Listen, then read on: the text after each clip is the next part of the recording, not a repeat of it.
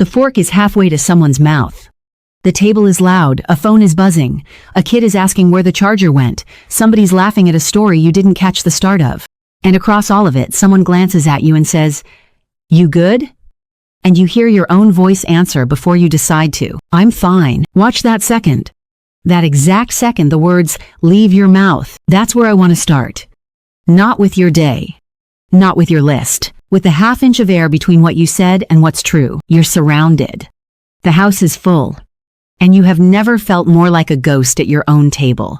I'm not talking to the woman who just said, "I'm fine." I'm talking to the woman standing right behind her, the one who's been there the whole meal, the whole year, watching herself serve. You answer to everyone's name but your own. I'm talking to the woman underneath. Here's the thing nobody hands you language for. You think loneliness means an empty room, no one to call. A quiet place and a silent phone. That's one kind.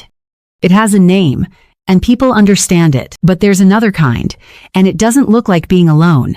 It looks like a kitchen full of people who love you, talking over your head about their own days, and you in the middle of it, invisible. Researchers actually separate these two. One is being short on people. The other is being short on being seen. And it turns out the second one doesn't care how many people are in your house. A 2018 AARP survey found something quiet and devastating. Among people happy with their partner, about a quarter felt lonely. Among people unhappy with their partner, nearly half did. Same marriages on paper, same rings, same addresses, same family photos. The loneliness didn't track whether you had someone. It tracked whether someone reached you. And a national study from the Society for Personality and Social Psychology, looking at married people over 57, found the loneliest people in the whole group weren't the divorced or the widowed. They were the married ones living with high strain and low support. Married. Present. Accounted for. The most alone of anyone. So let me say the thing you've been calling crazy. You can be lonely in a full house. That's not ingratitude. That's not you being dramatic. That's a documented human experience, and you happen to be living it without a single person around you naming it. Now the harder question. How does a house full of people you love manage to look right through you? Because they're not seeing you. They're seeing the function. Back in 1983, the sociologist Arlie Hochschild, in her book, The Managed Heart, named a kind of work that never lands on anyone's list. She called it emotional labor, the work of managing feelings, tracking the mood of the room, smoothing the conflict before it starts, remembering who's upset with whom, who needs to be asked about the interview, who's quiet in the bad way versus the tired way. It's the second shift no one clocks, the one running inside your own head, all day, while you also do the visible shift everyone can see, and the U.S. Bureau of Labor Statistics put numbers to who carries the visible half. In their 2023 to 2024 data, women made up the majority of people doing unpaid care for aging adults, and the heaviest band fell on women in their late 40s through early 60s. The same women, very often, still raising kids. Still working, running the logistics of 3 generations off one nervous system. Here's what that does to you. When you're the one who manages everyone's feelings, you slowly become furniture in the emotional room. Useful. Load-bearing. Looked past. Hochschild described what builds up in there. She called it emotional dissonance, the gap between what you actually feel and the face you've learned to keep on. Run that gap long enough and it takes something. Women say it in plain words. I've gotten so good at managing everyone else that I don't know what I feel anymore. You didn't become invisible because you're forgettable.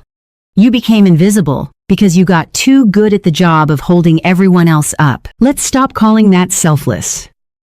It was trained, and it cost you something real. In 1991, the psychologist Dana Crowley Jack, in her book Silencing the Self, traced exactly how the bill gets paid. She studied women and found a pattern she called self-silencing, the habit of swallowing your own needs, your own opinions, and especially your own anger, to keep the relationship smooth. Speak up and risk the peace. Stay quiet and lose a little more of yourself. Trained right, most women choose quiet. Every time. For decades. And her research found where that road goes.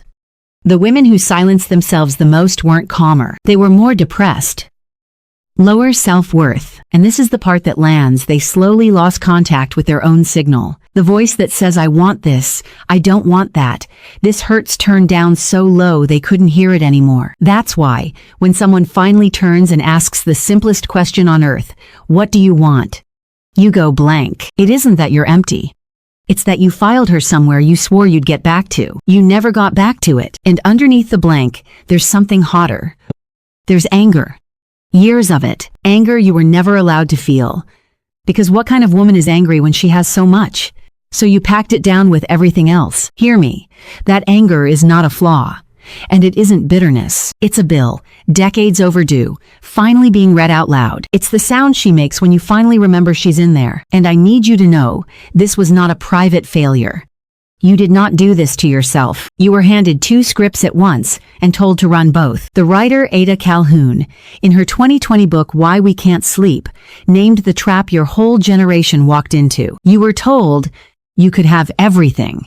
The career, the independence, the achievement. And nobody quietly retired the old script underneath it. Hold the family together, manage everyone's feelings, don't take up too much space with your own. 2 full-time mandates. No extra bandwidth issued. No permission slip for asking for help. So you got extraordinary at performing fine. And here's what the world has backwards about women your age. People assume you're the strong, quiet generation, the latchkey kids who raise themselves and need less. The research points the other way. A 2020 study by von Soest and colleagues found that for women, loneliness doesn't peak and pass. It climbs steadily straight through midlife.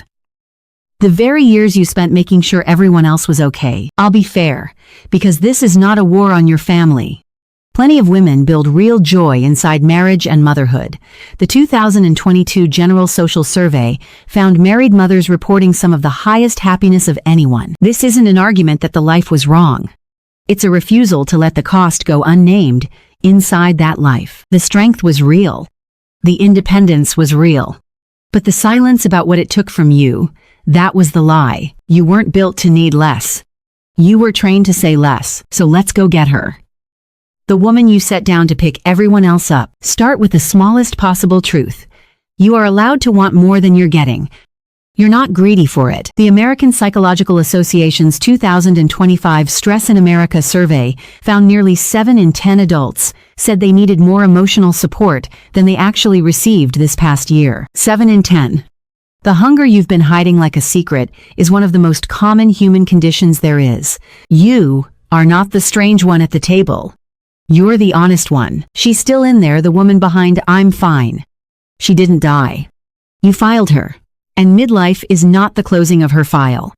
For a lot of women, it's the first time the house gets quiet enough to hear her at all. Going back into the room where you left her doesn't take a divorce, or a dramatic exit, or blowing up a single thing you love. It starts smaller and braver than that. It starts the next time someone asks if you're good, and instead of letting I'm fine out on reflex, you pause 1 second. Long enough to actually check.